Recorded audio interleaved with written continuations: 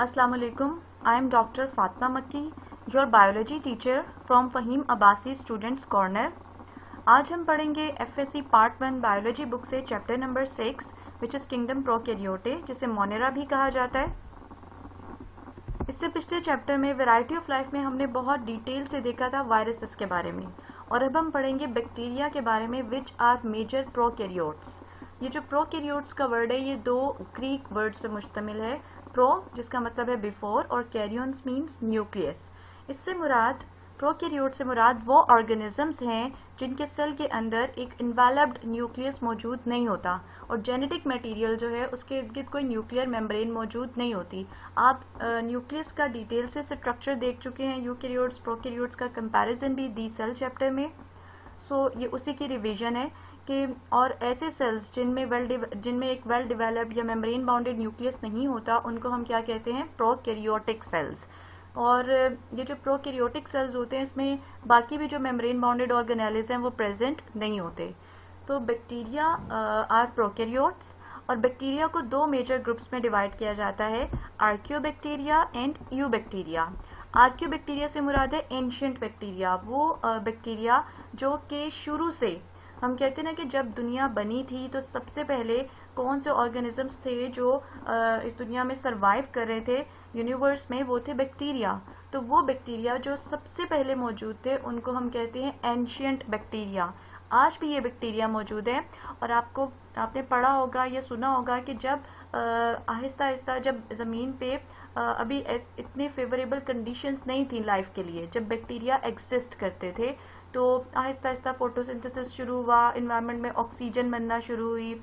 इसके अलावा जो टेम्परेचर था ओशंस का वो बहुत ज़्यादा हाई होता था, ठीक है, एक्सट्रीम किस्म की कंडीशंस थी जब सिर्फ बैक्टीरिया एग्जिस्ट करते थे as life form on the universe, in the universe, ठीक है। तो अब ये जो एंशिएंट बैक्टीरिया हैं इनके अंदर ये एबिलिटी होती है कि ये उन एक्सट्रीम इन्वायरमेंट्स को टॉलरेट कर सकते हैं, जबकि दूसरी तरफ जो यू बैक्टीरिया हैं या ट्रू बैक्टीरिया हैं ये इन एक्सट्रीम कंडीशंस को टॉलरेट नहीं कर सकते। एक्सट्रीम कंडीशंस में क्या आ जाता है कि बहुत ज़्यादा हाई टेम्परेचर, बहुत ज़्यादा हाई पीएच, बहुत ज़्यादा हाई सैलिनिटी, सॉल्ट की कंडीशंस, बहुत ज़्यादा एसिडिक कंडीशंस, ठीक है, ये सब आती हैं एक्सट्रीम एनवायरनमेंट्स में। अब ये इनके कुछ एग्जांपल्स देख लेते हैं। यू बैक्टीरिया में आ जाते हैं डिप्लोकोकस निमोनिया जो निमोनिया कोज करते हैं, इकोलाई जिसमें आपने बैक्टीरियोफेज का लाइफ साइकिल पढ़ा था। इसके अलावा बैसिलस सबटिलिस तो बहुत कॉमन है, इसका नाम आपने सुना होगा। तो ये यू बैक्टीरिया के एग्जाम्पल्स हैं, जबकि आर्कियोबैक्टीरिया में बहुत वाइड वेराइटी है इसमें भी बैक्टीरिया की। तो यहाँ पे हम सिर्फ दो एग्जाम्पल्स देख रहे हैं, थर्मोप्रोटियस टीनेक्स। अब इसके नाम से आपको पता चल रहा होगा कि थर्मो है तो ये थर्मोफिलिक होगा, यानी हाई टेम्परेचर लविंग होगा, यानी इसमें एबिलिटी है कि ये हाई टेम्परेचर पे सरवाइव कर सकता है। इसके अलावा दूसरी एग्जांपल इसमें आती है एसिडिलोबस सेकेरोवोरेंस। अब इसके नाम से आपको क्या पता चल रहा है कि ये हाईली एसिडिक एनवायरनमेंट में सरवाइव कर सकता है। I think it is now clear to you which are eubacteria and which are archaeobacteria. अब हम देखते हैं कि बैक्टीरिया डिस्कवर कैसे हो गए, ठीक है। जो बैक्टीरिया हैं, आपने वायरसेस की डिस्कवरी जब पढ़ी थी तो देखा था कि वायरसेस जो थे वो फिल्टर पेपर में से गुजर जाते हैं, लेकिन बैक्टीरिया जो हैं ये फिल्टर पेपर में से नहीं गुजरते, यानी ये वायरसेस से बड़े ऑर्गेनिजम्स हैं। अब जब भी स्मॉल माइक्रोस्कोपिक ऑर्गेनिजम्स की डिस्कवरी की बात होती है ना, तो आपके जहन में जो नाम आना चाहिए that is a Dutch scientist Antony von Leeuwenhoek. 1673 में इन्होंने स्मॉल माइक्रोस्कोपिक ऑर्गेनिजम्स को ऑब्जर्व किया था, इनको रिपोर्ट किया था एक small very simple kind of microscope से। जो माइक्रोस्कोप इन्होंने यूज की थी वो ये थी, कुछ इस तरह से थी, ठीक है। ये बहुत ही सिंपल किस्म की माइक्रोस्कोप इन्होंने यूज की थी, और इससे ये ऑब्जर्व क्या कर रहे थे, रेन वाटर, बारिश का पानी, सलाइवा जो लुआबे दहन होता है, विनेगर, सिरका, इन्फ्यूजन्स कहते हैं कि केमिकल कंपाउंड्स को जब आप प्लांट के डिफरेंट पार्ट से जैसे कि लीव से एक्सट्रैक्ट करते हैं किसी लिक्विड के अंदर, वाटर के अंदर, तो उसको आप इन्फ्यूजन कहते हैं। इन सबको उसने एक सिंपल सी माइक्रोस्कोप से ऑब्जर्व किया, और उसने उसमें बहुत सारी मूविंग ऑर्गेनिजम्स देखे, स्मॉल ऑर्गेनिजम्स जो कि नेकेड आई से नहीं देखे जा सकते थे। तो उसने इनको नाम दे दिया एनिमल क्यूल्स का, और फिर उसने इन एनिमल क्यूल्स में जो सबसे पहले रिपोर्ट किए थे वो थे बैक्टीरिया और प्रोटोजोआ। अब जहाँ बैक्टीरिया की बात आती है या वायरस की आती है तो वहाँ पे बात आती है वैक्सीन की भी, ठीक है, जिसको हमने पढ़ा था प्रीवियस चैप्टर में कि वैक्सीन होती क्या है और वायरस के अगेंस्ट ये कैसे इफेक्टिव हो सकती है और या बैक्टीरिया के अगेंस्ट कैसे इफेक्टिव हो सकती है। इस चैप्टर में भी हम इसको आगे चल के देखेंगे। और जब वैक्सीन का नाम आता है तो उस वक्त आपके जहन में नाम आना चाहिए लुईस पास्चर का, ठीक है। लुईस पास्चर ने बहुत ज़्यादा कंट्रीब्यूशंस किए थे वैक्सीनेशन के लिहाज से। इसके अलावा इसने बैक्टीरिया से रिलेटेड जो डेवलपमेंट्स की हैं वो हम देखते हैं कि इन्होंने डिफरेंट डिजीजेस जो बैक्टीरिया की वजह से होती हैं उनकी वैक्सीन्स डेवलप की हैं, जैसे कि एंथ्रेक्स है। एंथ्रेक्स जो है ये ह्यूमन में भी पाई जाती है, शीप में भी पाई जाती है और ह्यूमन में मोस्टली से इस डिजीज़ में स्किन पे ज़्यादा इफेक्ट करती है ये, और वैसे तो और भी बहुत सारे तरीके हैं इसके इफेक्ट करने के, लेकिन स्किन को ज़्यादा इफेक्ट करती है और उसमें स्किन पे जख्म सा बन जाता है। फाउल कॉलेरा, और ये जिस बैक्टीरिया की वजह से होती है एंथ्रेक्स, उसका नाम है बैसिलस एंथ्रासिस।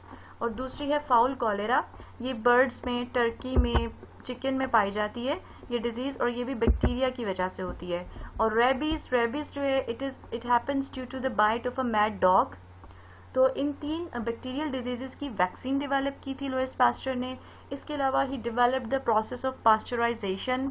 पास्चराइजेशन में क्या किया जाता है कि जो मिल्क और मिल्क प्रोडक्ट्स होती हैं इनको स्टेरिलाइज किया जाता है, जरासीम से पाक करते हैं by boiling them to 100 degree centigrade और लेस, ठीक है।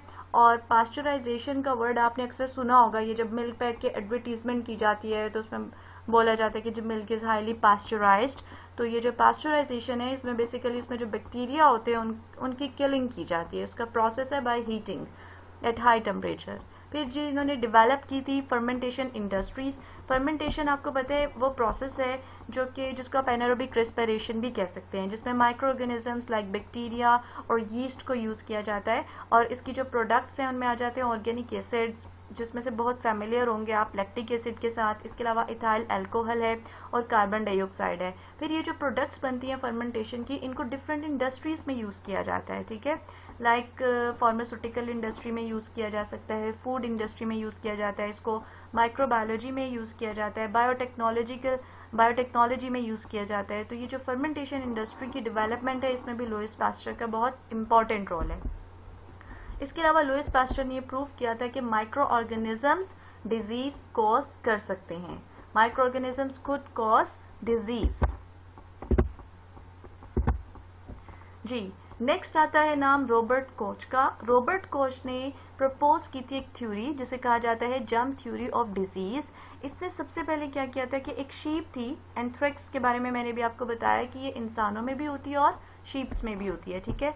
तो एक sheep which was dead of anthrax, उसके ब्लड से इसने रोड शेप्ड बैक्टीरिया आइसोलेट किए थे। Road shaped bacteria with squarish ends, जिनके एंड स्क्वेयर थे, ऐसे बैक्टीरिया की जो शेप होती है इनको बैसिलस कहा जाता है।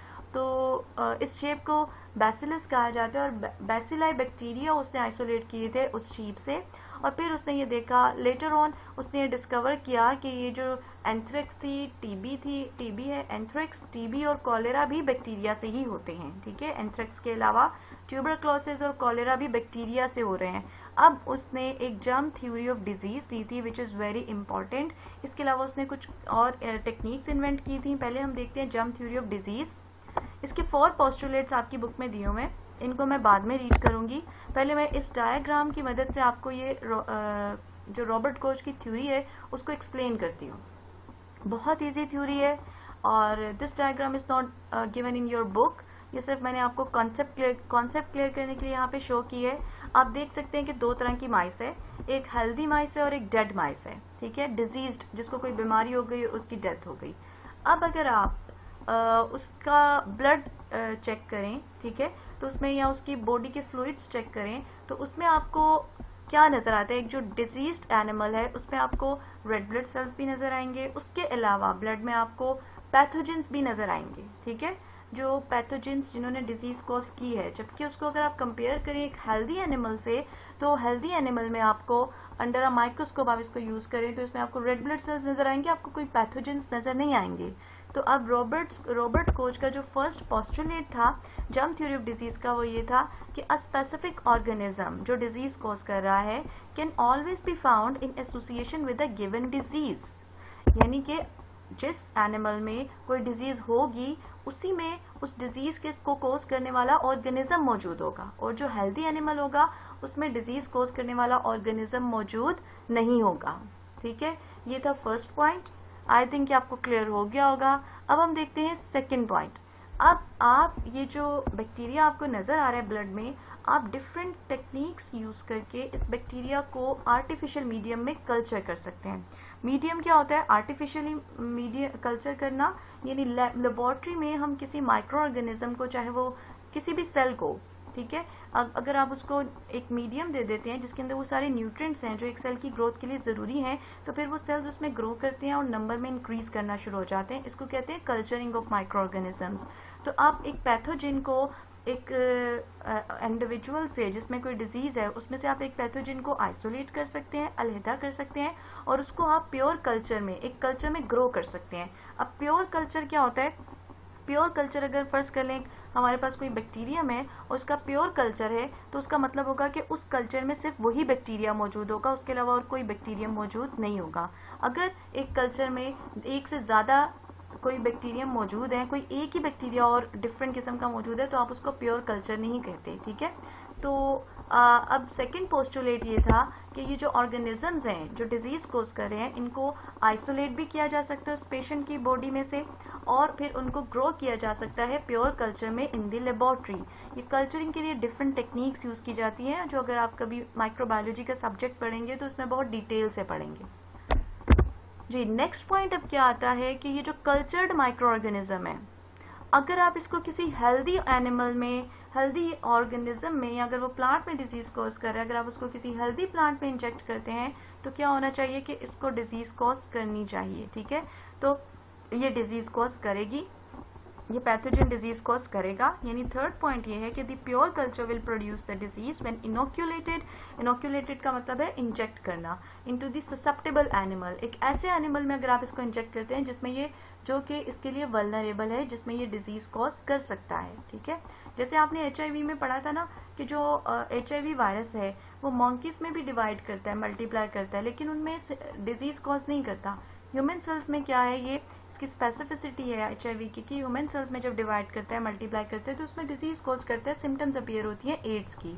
तो ससेप्टेबल एनिमल कौन सा हुआ HIV वायरस के लिए? Obviously human.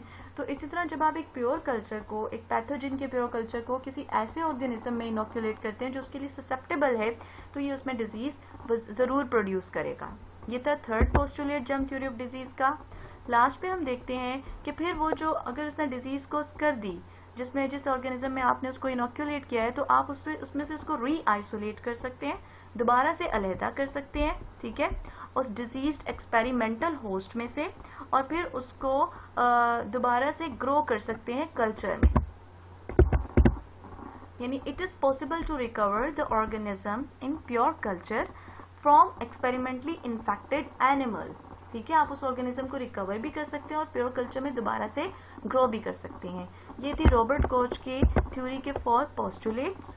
अब हम देखते हैं कि इसके अलावा रॉबर्ट कोच के बैक्टीरियोलॉजी में और माइक्रोबायोलॉजी में क्या कंट्रीब्यूशंस थे। इन्होंने डिफरेंट टेक्निक्स को इन्वेंट किया था, like inoculation, isolation, media preparation, maintenance of pure culture, preparation of specimens for microscopic examination. अब सबसे पहले हम देखते हैं इनोक्यूलेशन क्या होता है। इनके सिर्फ नेम्स गिवन है आपकी बुक में, इनको डिफाइन नहीं किया हुआ इनोक्यूलेशन, लेकिन आपको पता होना चाहिए कि ये टेक्निक्स हैं क्या। इनोक्यूलेशन का मतलब है कि आप किसी माइक्रो ऑर्गेनिज्म को इंट्रोड्यूस करें किसी ऐसे इन्वायरमेंट में जहां पे वो ग्रो कर सके और रिप्रोड्यूस कर सके। अब जो बैक्टीरिया होते हैं इनको ग्रो करवाया जाता है पेट्री प्लेट्स पे। ठीक है, मैंने आपको चैप्टर वैरायटी ऑफ लाइफ में शो किया था, पेट्री प्लेट्स में बैक्टीरिया की ग्रोथ हुई थी आर्टिफिशियल न्यूट्रिएंट मीडिया पे, और उस पर कॉलोनीज शो हो रही थी। तो अब देखें, फर्स्ट कर ले, ये एक पेट्री प्लेट है जहाँ पे बैक्टीरिया ग्रो हुए हुए हैं। ये जो जिगजैग आपको शो कर रही है, जिगजैग पैटर्न शो हो रहा है, ये वो पैटर्न है जहाँ पे कॉलोनीज मौजूद हैं। अब आप क्या करेंगे, एक और बैटरी प्लेट लेते हैं, उसमें आप मीडियम डालते हैं और उस मीडियम में आप एक लूप यूज करते हैं, इसको कहा जाता है इनोक्यूलेशन लूप। इस इनोक्यूलेशन लूप से आप थोड़ी सी स्क्रैच करते हैं कॉलोनीज, इससे स्क्रैच करके इस मीडियम के ऊपर आप इनको इंट्रोड्यूस कर देते हैं। अब थोड़ी सी कॉलोनीज आप इंट्रोड्यूस करेंगे और फिर आप कुछ टाइम के बाद इसको कुछ टाइम देते हैं। ठीक है, स्पेसिफिक टेम्परेचर पे रख दें, वो डिपेंड करता है। फर्स्ट कर लें अगर ये ऑर्गेनिज्म 37 डिग्री सेंटीग्रेड पे ग्रो करने वाला है, ये बैक्टीरिया, तो आप इसको 37 डिग्री सेंटीग्रेड पे रख दें, तो आप देखेंगे कुछ देर के बाद 24 घंटों 48 घंटों के बाद इसके ऊपर पूरी ये प्लेट जो है ये बैक्टीरिया से फिल हो जाएगी। यानी आपने तो सिर्फ बहुत स्मॉल अमाउंट में इसका स्टार्टर मटेरियल इसके ऊपर इंट्रोड्यूस किया था, लेकिन आहिस्ता आहिस्ता वो डिवाइड करके पूरे इस एनवायरनमेंट में फैल जाएगा पेट्री प्लेट के। ठीक है, इसको इनोक्यूलेशन कहते हैं कि इंट्रोड्यूस करना। ये जो आपने इनोक्यूलेशन लूप से माइक्रो ऑर्गेनिज्म को इस पेट्री प्लेट में इंट्रोड्यूस किया है जहाँ पे ये ग्रो कर सकती है, रिप्रोड्यूस कर सकती है, इस प्रोसेस को कहा जाता है इनोक्यूलेशन। नेक्स्ट जो टेक्निक उसने इन्वेंट की थी रॉबर्ट कोच ने, दैट वाज आइसोलेशन। आइसोलेशन का मतलब है कि आप एक स्ट्रेन को यानी बैक्टीरिया है या कोई भी माइक्रो ऑर्गेनिज्म है, आप उसकी स्ट्रेन होता है कोई भी टाइप, एक स्पेसिफिक टाइप को natural mixed population of living micro organism से सेपरेट करें, जैसे कि वाटर या सोइल।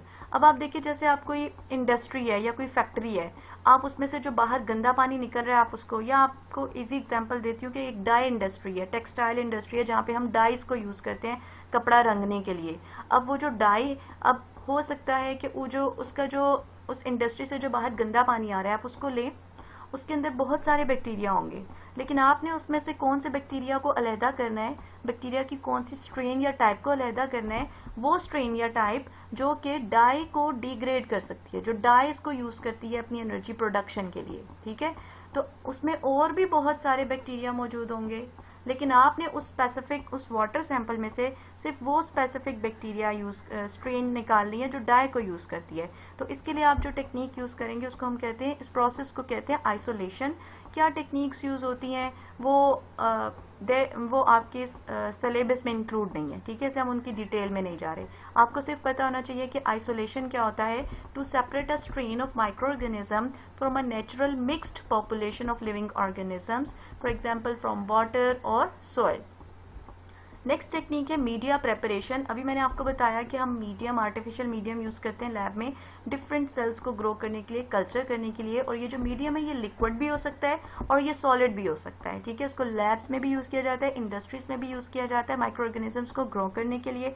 आप इसको सिंपल मीडियम को लैब में भी प्रिपेयर कर सकते हैं खुद से। ठीक है, तो मीडियम की प्रेपरेशन को भी रॉबर्ट कोच ने इंट्रोड्यूस करवाया था। इसके अलावा मेंटेनेंस ऑफ प्योर कल्चर्स, कि अगर आप एक प्योर कल्चर लैब में ग्रो कर रहे हैं तो आप उसको कैसे मेंटेन करके रखेंगे, ठीक है, क्योंकि उसमें कोई दूसरा ऑर्गेनिज्म ग्रो ना करे, माइक्रो ऑर्गेनिज्म, ये इसकी टेक्निक्स इंट्रोड्यूस करवाई थी इसने। इसके अलावा रॉबर्ट कोच ने बताया था कि आप किस तरीके से स्पेसिमेन को प्रिपेयर कर सकते हैं फॉर माइक्रोस्कोपिक एग्जामिनेशन। ये आई होप आप लोगों ने 10th क्लास में, 9th में प्रैक्टिकल में की होगी, एफएससी में भी की होगी, कि आप स्लाइड को प्रिपेयर करते हैं, स्लाइड के ऊपर एक ड्रॉप डालते हैं, उस ड्रॉप में वाटर का ड्रॉप डालते हैं, उसमें फिर आप वो जो स्पेसिमेन है जिसको देखना है वो ऐड करते हैं, फिर आप उसको स्टेन करते हैं, फिर ऊपर कवर स्लिप रखते हैं। तो ये जो स्पेसिमेन की प्रेपरेशन से रिलेटेड टेक्निक्स हैं, these were also invented by Robert Koch. So these were the contributions of Robert Koch. ठीक है, ये रॉबर्ट कोच के कुछ कंट्रीब्यूशंस थे माइक्रोबायोलॉजी के लिहाज से। अब हम देखते हैं कि बैक्टीरिया कहाँ कहाँ पाए जाते हैं।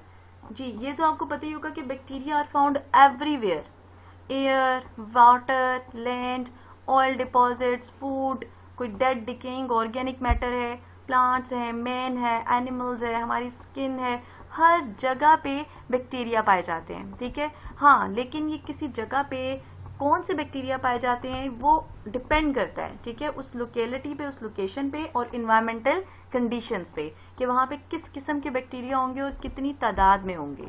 जैसे मैंने अभी आपको एग्जांपल दी कि अगर एक डाई इंडस्ट्री है, वहां से कोई गंदा पानी निकल रहा है, तो वहां पे कौन से बैक्टीरिया ज्यादा तादाद में होंगे, जो डाई को यूज करके अपनी बॉडी में एनर्जी प्रोड्यूस करते होंगे। ठीक है, अपनी बॉडी की एनर्जी के लिए डाई को ब्रेक डाउन करते होंगे। तो जो काइंड और नंबर ऑफ बैक्टीरिया है वो डिपेंड करता है इन्वायरमेंटल कंडीशंस पे। जी, नेक्स्ट आता है, इसी तरह अगर आप देखिए गर्म पानी का चश्मा है, हॉट वाटर स्प्रिंग है, तो वहां पे कौन से बैक्टीरिया प्रीडोमिनेंट होंगे, जिनका टेम्परेचर, हॉट वाटर स्प्रिंग का टेम्परेचर बहुत हाई होता है, तो वही बैक्टीरिया वहां पे एग्जिस्ट करेंगे ना, जो कि हाई टेम्परेचर को टॉलरेट कर सकते होंगे।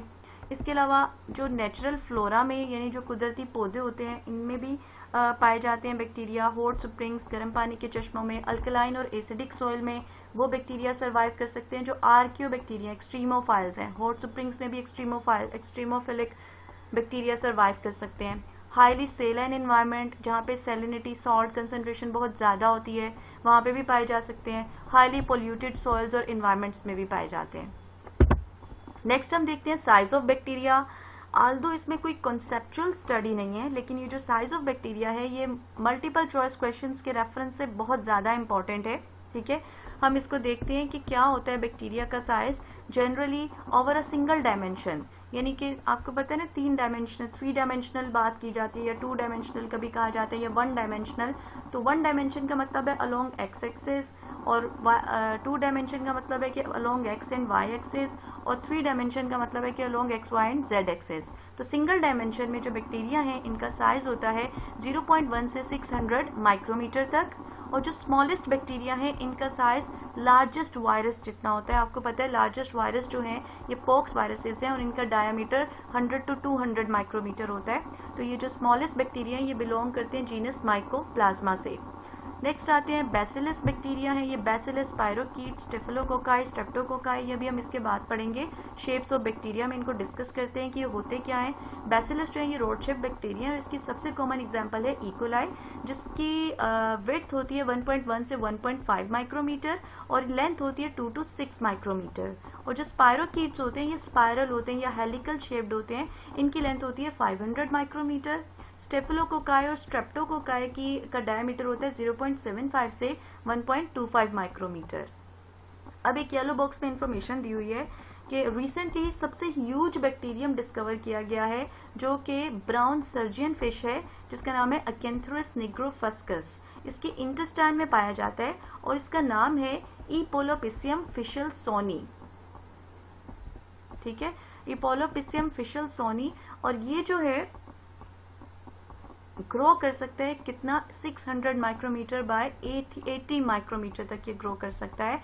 और एक जो हाइफन होता है, जैसे ये देखिए आप 100 से 200 के दरम्यान में हमने ये जो हाइफन डाला हुआ है ये इस हाइफन से सिर्फ थोड़ा सा छोटा होता है, और इससे हमें पता चलता है कि जो कुछ बैक्टीरिया हैं वो इतने लार्ज होते हैं कि आप उसको नेकेड आई से भी देख सकते हैं, बट बहुत कम बैक्टीरिया ऐसे होते हैं। ठीक है जी। नेक्स्ट आता है topic shape of bacteria. Shape के लिहाज से बैक्टीरिया की 3 मेन टाइप्स हैं। एक वो जो स्फेरिकल होते हैं जिनको कोकाई कहा जाता है, एक वो जो रोड शेप्ड होते हैं इनको बेसिलाई कहा जाता है, और एक वो जो हेलिकल होते हैं इनको स्पाइरल शेप्ड कहा जाता है। अब हम देखते हैं जो कोकाई बैक्टीरिया होते हैं ये स्फेरिकल होते हैं, राउंड शेप्ड होते हैं। आपको यहाँ पे क्लियर हो रहा होगा कि ये बैक्टीरिया है, एक बैक्टीरियम दूसरे बैक्टीरियम के साथ यानी अटैच है, ये सिंगल बैक्टीरियम नहीं है। पूरी की पूरी जो डायग्राम है इसमें मल्टीपल बैक्टीरिया शो किए हुए हैं जो कि स्फेरिकल शेप्ड है। ठीक है, कोकाई है। दूसरी तरफ आप देखते हैं रोड शेप्ड या बेसिलाई बैक्टीरिया और हेलिकल बैक्टीरिया या स्पाइरेला। अब देखते हैं कि इन शेप्स के अलावा भी मल्टीपल शेप्स होती हैं बैक्टीरिया की, लेकिन वो बहुत कम पाई जाती हैं। ठीक है, जैसे कि ट्राइकोम फॉर्मिंग, ट्राइकोम होता है चेन ऑफ सेल्स। कुछ ऐसे बैक्टीरिया होते हैं जो चेन्स की शक्ल में एग्जिस्ट करते हैं, कुछ शीथ्ड होते हैं जिनके आउटर कवरिंग होती है, कुछ स्टॉक्ड होते हैं, यानी स्टॉक होता है कि एक स्टिक की तरह का एक स्ट्रक्चर बनाना। ठीक है, कुछ में स्टॉक लाइक स्ट्रक्चर होता है, कुछ स्क्वायर होते हैं, कुछ स्टार शेप्ड होते हैं, कुछ स्पिंडल शेप्ड होते हैं, चिपटे होते हैं, कुछ लॉब्ड होते हैं, कुछ फिलामेंटस बैक्टीरिया होते हैं, लेकिन ये बहुत कम मौजूद होते हैं। जो प्रीडोमिनेंट शेप्स हैं वो यही 3 हैं, कोकाई, बेसिलाई और स्पाइरल। और इसके अलावा समटाइम्स अब कुछ बैक्टीरिया ऐसे होते हैं जो अगर कोकाई शेप के हैं तो वो थ्रू आउट देयर लाइफ वो कोकाई शेप के ही रहेंगे, लेकिन कुछ ऐसे बैक्टीरिया होते हैं जिनमें वैरायटी ऑफ शेप्स मौजूद हो सकती हैं, that exist in variety of shapes, और इनको कहा जाता है प्लियोमॉर्फिक बैक्टीरिया। ठीक है, अब हम डिटेल से 1 by 1 कोकाई, बेसिलाई और स्पाइरेला को देखते हैं। ये जो कोकाई हैं इनको स्फेरिकल या ओवल शेप बैक्टीरिया कह सकते हैं। आप यहाँ पे देख सकते हैं ये 2 सर्कल्स जो हैं ये बेसिकली कोकस बैक्टीरिया है, सिंगुलर होगा तो हम उसको कोकस कहेंगे। अब अगर डिवीजन अगर तो कोकाई में एक कोकस है वो एक्स एक्सिस के अलोंग एक दफा डिवाइड करता है तो आपके पास 2 सेल्स बन जाएंगे। ठीक है ना, जब कोकाई जो होते हैं ये पेयर्स की शक्ल में एग्जिस्ट करते हैं। जब एक्स एक्सिस के अलोंग डिवीजन होती है तो क्या होगा, और इसको 2 हमारे पास कोकाई आ गए जिसको हम कहते हैं डिप्लोकोकस। ठीक है, फिर दूसरी तरफ आता है कि अगर एक्स एक्सिस के अलोंग डिवीजन हो रही है और वो मल्टीपल टाइम्स हो रही है तो आपके पास चेन ऑफ कोकाई आ जाएगी। ये जो लॉन्ग चेन ऑफ कोकाई होती है इसके लिए वर्ड यूज किया जाता है स्ट्रेप्टोकोकाई का, ठीक है। नेक्स्ट आता है टेट्रॉड। इसमें क्या होता है कि दो एक्सिस की लॉन्ग डिवीजन होती है, एक्स एक्सिस और वाई एक्सिस, और इससे एक स्क्वायर बन जाता है 4 कोकाई का, which is form by division of cell in 2 planes, this is called as टेट्रॉड।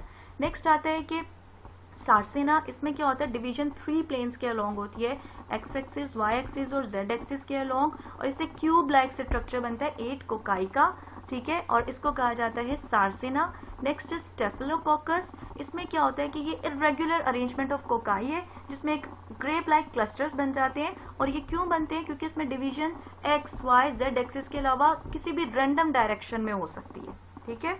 और स्ट्रेप्टोकोकाई स्टेफिलोकोकाई के दरम्यान में क्या डिफरेंस है ये आपको लाजमी पता होना चाहिए।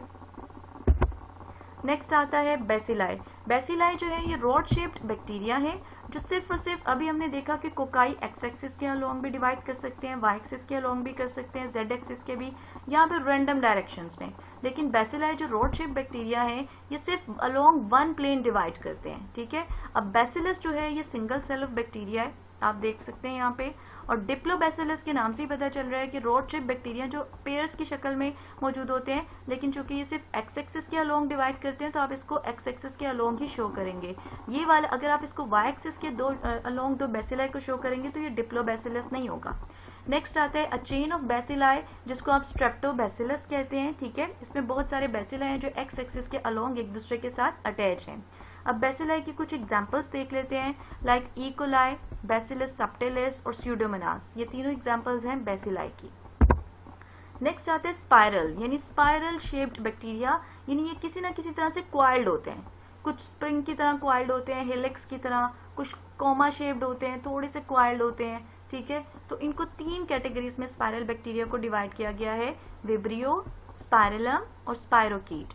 विब्रियो जो होते हैं ना ये कर्व्ड, थोड़े से कर्व्ड या कोमा शेप्ड बैक्टीरिया होते हैं, ठीक है, रोड लाइक होते हैं और कोमा शेप्ड होते हैं, जैसे कि इसमें एग्जांपल आ जाती है विब्रियो वल्निफिकस की।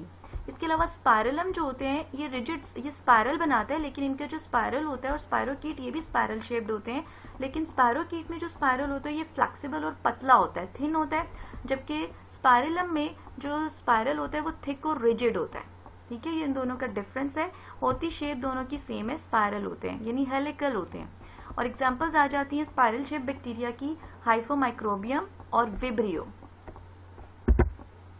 अब हम देखते हैं structure of bacterial cell. Structure of bacterial cell में हम वो सब के सब ऑर्गेनालिस देखेंगे जो कि एक बैक्टीरिया में मौजूद होते हैं। सबसे पहले हम इसमें देखेंगे अपेंडेजेस। अपेंडेजेस में आ जाते हैं इसमें फ्लेजिलम यानी थ्रेड लाइक स्ट्रक्चर्स जो इसमें पाए जाते हैं। इसके अलावा इसमें पीलस है, ये भी इसकी अपेंडेज है। फिर हम इसका सेल इन्वेलप देखेंगे जिसमें इसका कैप्सूल आता है, स्लाइम आता है, सेल वॉल है, सेल मेम्ब्रेन आती है, ठीक है। फिर हम देखेंगे साइटोप्लाज्म। साइटोप्लाज्म में क्रोमोसोम मौजूद है न्यूक्लियोइड की शक्ल में, न्यूक्लियस मौजूद नहीं है। कुछ मेम्ब्रेन लेस जिनमें मेम्ब्रेन मौजूद नहीं है, लाइक राइबोसोम्स, इस तरह की ऑर्गेनालिस मौजूद होते हैं, और कुछ स्पोर्स और सिस्ट वगैरह मौजूद होते हैं। तो ये सारा जो है इसको भी हम डिटेल से देखेंगे स्ट्रक्चर ऑफ बैक्टीरियल सेल में। अब सबसे पहले आते हैं फ्लेजिला। आपको यहाँ पे नजर आ रहा होगा ये ग्रीन कलर का फ्लेजिलम है, थ्रेड लाइक है ना, हेयर लाइक स्ट्रक्चर है, और ये बैक्टीरिया में ये extremely thin hair like appendages होती हैं जो बेसल बॉडी से ओरिजिनेट करती हैं। बेसल बॉडी स्ट्रक्चर जो है ये साइटोप्लाज्म में मौजूद होता है सेल मेम्ब्रेन के नीचे, और इससे जब फ्लेजिला बनता है तो फिर वो सेल मेम्ब्रेन में से गुजरता हुआ सेल वॉल से बाहर आता है। यहाँ आप देख सकते हैं कि ये जो पूरा पार्ट है इसका जो सेल मेम्ब्रेन से नीचे है इसको बेसल बॉडी कहा जाता है, और इस बेसल बॉडी में से फ्लेजिला निकलकर सेल वॉल से बाहर जा रहा है। नेक्स्ट आता है इनकी जिस प्रोटीन पे मुश्तमिल होते हैं उसको फ्लेजिलन कहते हैं, और जो बैक्टीरिया की टेक्सोनोमिक ग्रुपिंग है यानी इनको डिफरेंट क्लासेस में डिवाइड किया जाता है, वो डिवीजन इनकी बेस करती है कि इनमें फ्लेजिला प्रेजेंट है या नहीं है, फ्लेजिला का पैटर्न ऑफ अटैचमेंट क्या है, और नंबर ऑफ फ्लेजिला क्या है, ठीक है। जैसे भी हम ये इसकी ग्रुप्स पढ़ेंगे तो आपको समझ आ जाएगा। ए ट्राइकस, ए मीन्स विदाउट, ठीक है, ये वो बैक्टीरिया होते हैं जिनके अंदर फ्लेजिलम होता ही नहीं है। फिर आते हैं मोनोट्राइकस, ये वो बैक्टीरिया होते हैं जिनमें सिंगल फ्लेजिलम होता है और वो एक पोल पे मौजूद होता है। अब ये रोड शेप्ड है ना, तो इसके 2 पोल्स होंगे, एक ये एक ये। अगर सिंगल पोलर फ्लेजिलम है तो हम इसको कहेंगे मोनोट्राइकस। अगर फ्लेजिला जो है दोनों पोल्स पे प्रेजेंट है, चाहे सिंगल है या क्लस्टर ऑफ फ्लेजिला है, तो इस कंडीशन को हम कहते हैं एम्फीट्राइकस। ऐसे बैक्टीरिया को एम्फीट्राइकस बैक्टीरिया कहते हैं। अगर किसी एक पोल पे टफ्ट ऑफ फ्लेजिला प्रेजेंट है तो इनको हम कहेंगे लोफोट्राइकस। और अगर whole bacterium is surrounded by the flagella तो इनको कहा जाता है पेरीट्राइकस। सो ये फ्लेजिला के नंबर, उनके पैटर्न ऑफ अटैचमेंट और प्रेजेंस या एब्सेंस की बेस पे बैक्टीरिया की डिफरेंट ग्रुपिंग है। नॉर्मली जो कोकाई होते हैं इनमें बहुत ही कम होता है कि फ्लेजिला प्रेजेंट हो। आमतौर पे बेसिलाई और स्पाइरल शेप बैक्टीरिया जो होते हैं इनमें फ्लेजिला प्रेजेंट होते हैं। अब हम देखते हैं कि फ्लेजिला फंक्शन क्या करते हैं। आप फ्लेजिला से काफी फैमिलियर भी होंगे, आपने इनको दूसरे माइक्रो ऑर्गेनिजम्स में भी पढ़ा होगा। फ्लेजिला जो है इनका मेजर फंक्शन होता है मोटिलिटी, मूवमेंट प्रोवाइड करना। ये अगर सराउंडिंग एनवायरनमेंट में कहीं भी केमिकल्स मौजूद हैं तो उन केमिकल कंपाउंड्स को डिटेक्ट करते हैं और ये उनके रिस्पॉन्स में मूव भी करते हैं। ठीक है, ये मूवमेंट शो करते हैं in response to chemical signal, यानी पूरे ऑर्गेनिज्म को केमिकल कंपाउंड की तरफ लेकर जाते हैं या उनसे दूर लेकर जाते हैं। ठीक है, इसको उनकी तरफ लेकर जाते हैं, इसको कहा जाता है कीमोटैक्सिस मूवमेंट। अगर ये कोई भी मूवमेंट है जो केमिकल्स के रिस्पॉन्स में हो रही होती है तो उसको कीमोटैक्टिक मूवमेंट या कीमोटैक्सिस कहा जाता है। और बैक्टीरिया जो है वो केमिकल्स के रिस्पॉन्ड में मूव करते हैं टुवर्ड्स द केमिकल और away from chemical with the help of flagella. Next जो हेयर लाइक या थ्रेड लाइक अपेंडेजेस इसमें बैक्टीरिया में होते हैं वो है पिलाए। जो बैक्टीरिया हम इसको देखते हैं कि फ्लेजिला से ये किस तरह डिफरेंट है। ये एक बैक्टीरियल सेल शो किया हुआ है यहाँ पे। अब देखिए इसमें ये एक्सट्रीमली लॉन्ग अपेंडेजेस हैं, ये फ्लेजिला है। इसके अलावा पूरे बैक्टीरियम के ऊपर आप देख सकते हैं वेरी स्मॉल हेयर लाइक या फिलामेंटस अपेंडेजेस हैं, इनको कहा जाता है पिलाए। ये पिलाए जो होते हैं अंदर से होलो होते हैं, ये ट्यूब लाइक होते हैं और ये नॉन हेलिकल है। आप देखिए फ्लेजिला इलोंगेटेड है और क्वाइल्ड है, ठीक है, हेलिकल है, जबकि पिलाए जो है ये नॉन हेलिकल होते हैं। और ये फ्लेजिला से आपको नजर भी आ रहा है कि बहुत स्मॉलर है, स्मॉलर इन साइज है। और ये जिस प्रोटीन फ्लेजिला फ्लेजिलिन प्रोटीन से बनते हैं, जबकि पिलाए जो है ये पिलिन प्रोटीन से बने होते हैं। और ये ग्राम नेगेटिव बैक्टीरिया में प्रेजेंट होते हैं, ग्राम पॉजिटिव बैक्टीरिया में मौजूद नहीं होते। और ये मोटिलिटी में या लोकोमोशन में फ्लेजिला जैसे लोकोमोशन में रोल प्ले करता है, पिलाए जो हैं ये लोकोमोशन में बिल्कुल कोई रोल प्ले नहीं करते, बल्कि इनके दो मेजर फंक्शंस हैं। एक तो ये है कि बैक्टीरिया को किसी भी सरफेस के साथ अटैच करते हैं, होस्ट सेल के साथ जिसपे बैक्टीरिया ने एंटर होना होता है, ठीक है, जिसका ये पैथोजन है। होस्ट सेल में अगर इसने एंटर होना है तो ये अपने पिलाए को यूज करता है। इसको हम देख सकते हैं इस डायग्राम में बहुत क्लियरली बताया हुआ है कि होस्ट सेल पे रिसेप्टर है, ठीक है, रिसेप्टर के साथ जाके ये जो पीलस है, सिंगुलर पीलस होता है, पीलस के ऊपर एक एडहेसिव टिप है, इस टिप के जरिए ये रिसेप्टर के साथ बाइंड हो जाएगा। ठीक है, जैसे आपने वायरसेस में पढ़ा था कि वायरस जो है HIV वायरस वो पहले जाके CD4 रिसेप्टर्स जो होते हैं हेल्पर टी लिम्फोसाइट्स के, उनके साथ अटैच होता है। तो इसी तरह बैक्टीरियम जो है वो भी पीलस के जरिए किसी होस्ट सेल के रिसेप्टर साइड पे जाके अटैच होता है। एक तो ये फंक्शन आ गया attachment two surfaces of host cells. दूसरा फंक्शन आता है कि बैक्टीरिया में जो मेटिंग प्रोसेस है जिसमें दो डिफरेंट, अब सेक्सुअल रिप्रोडक्शन तो बैक्टीरिया में एग्जिस्ट नहीं करती, लेकिन दो डिफरेंट टाइप के बैक्टीरिया आपस में जेनेटिक मटेरियल को एक्सचेंज जरूर कर सकते हैं। ठीक है, इसको कहा जाता है कंजुगेशन या मेटिंग प्रोसेस। और ये एक मोड ऑफ सेक्सुअल रिप्रोडक्शन है बैक्टीरिया में, क्योंकि इसके जरिए किसी, आपको पता है ये सेक्सुअल रिप्रोडक्शन वो होती है जिसमें डॉटर सेल्स में जो जेनेटिक मटेरियल है वो बिल्कुल वैसा ही रहे जैसा वो पेरेंट्स में था, उसकी कोई रीशफलिंग ना हो, उसकी कोई रीशफलिंग ना हो, रिकम्बिनेशन ना बने, ठीक है, कोई नया कम्बिनेशन ना बने जीन्स का, इसीलिए उसको ये सेक्सुअल रिप्रोडक्शन कहते हैं। लेकिन जो सेक्सुअल रिप्रोडक्शन है इसमें रिकम्बिनेशन होता है, ठीक है, दो ऑर्गेनिजम्स के जेनेटिक मटेरियल जो होते हैं वो आपस में रिकम्बाइन हो सकते हैं, यानी डॉटर सेल में जो बैक्टीरिया होगा वो फिर बिल्कुल पेरेंट सेल जैसा नहीं होता। तो बैक्टीरिया में ये जो मोड ऑफ सेक्सुअल रिप्रोडक्शन है ये बहुत ही सिंपल सा होता है, जिसको आप कंजुगेशन कहते हैं। अब इसको मैं यहाँ पे एक्सप्लेन कर रही हूँ कंजुगेशन में क्या होता है। अभी हम आगे चल के पढ़ेंगे प्लाज्मिड्स, लेकिन आप फैमिलियर होंगे प्लाज्मिड से कि ये मॉलिक्यूल होते हैं, डबल स्ट्रैंडेड DNA के मॉलिक्यूल होते हैं जो सर्कुलर शेप्ड होते हैं, ठीक है, स्मॉल सर्कुलर मॉलिक्यूल्स होते हैं। ये सब बैक्टीरिया में मौजूद नहीं होते, ये सिर्फ उन बैक्टीरिया में होते हैं, कुछ बैक्टीरिया में होते हैं, कुछ में नहीं होते। जिनमें ये होते हैं उनको हम कहेंगे F फॉर फर्टिलिटी, ठीक है, तो F+ सेल कहेंगे, और जिनमें ये नहीं होते उनको कहा जाता है F- सेल। अब कंजुगेशन का जो प्रोसेस है ये हमेशा एक F+ और एक F- सेल के दरमियान में होता है। अब इस दौरान क्या होता है कि इन दोनों बैक्टीरिया के जो पिलाए हैं वो आपस में मिलते हैं, ठीक है, फ्यूज हो जाते हैं। उनके दरमियान में जो पार्टीशन मेम्ब्रेन है वो डिफ्यूज हो जाती है, जिससे वो पीलस बिल्कुल एक ब्रिज की तरह बन जाते हैं, ठीक है, और जो कि दो बैक्टीरिया के साइटोप्लाज्म को एक दूसरे के साथ कनेक्ट कर रहा होता है, ठीक है। तो इसको कंजुगेशन ट्यूब भी कहते हैं। ये कंजुगेशन पीलस है, दो पिलाए आपस में मिलकर फ्यूज होते हैं और एक कंजुगेशन ट्यूब बना देते हैं, which is a bridge between the F+ cell and F- cell, ठीक है। अब आप ये ब्रिज देख सकते हैं। उसके बाद क्या होता है कि सिंगल स्ट्रैंड जो होता है इस प्लाज्मिड का, वो इस ब्रिज के जरिए या कंजुगेशन ट्यूब के जरिए F+ सेल से F- सेल में आ जाता है और F- सेल को F+ सेल में कन्वर्ट कर देता है। उसके बाद फिर DNA पॉलीमरेज को यूज करके यहाँ पे भी सिंगल स्ट्रैंडेड जो प्लाज्मिड था उसने अपना डॉटर स्ट्रैंड बना दिया और ये जो रेसिपिएंट सेल है ये भी डॉटर स्ट्रैंड बना देता है। इस तरह एक डिप्लॉयड प्लाज्मिड F+ सेल में भी मौजूद है और जो पहले F- सेल था अब वो भी F+ सेल में कन्वर्ट हो चुका है, ठीक है। तो अब आप क्या आपको नजर आ रहा है कि इसमें क्या कोई मटेरियल, जेनेटिक मटेरियल में कोई चेंज आया है? देखें, एक तो इसका अपना क्रोमोसोम है, उस पर जो इन्फॉर्मेशन है वो तो एज इट इज रही है, ठीक है, लेकिन प्लाज्मिड में जो जीन्स थी वो अब इस सेल में आ गई, ठीक है, F- सेल में एंटर हो गई, तो F- सेल का जेनेटिक मेकअप चेंज हो गया। इस सेक्सुअल रिकम्बिनेशन की सिंपल सा जो मोड है इसको कंजुगेशन कहा जाता है, जो बैक्टीरिया में एग्जिस्ट करता है और ये पीलस की मदद से होता है। नेक्स्ट आता है part cell envelope. Cell envelope क्या है?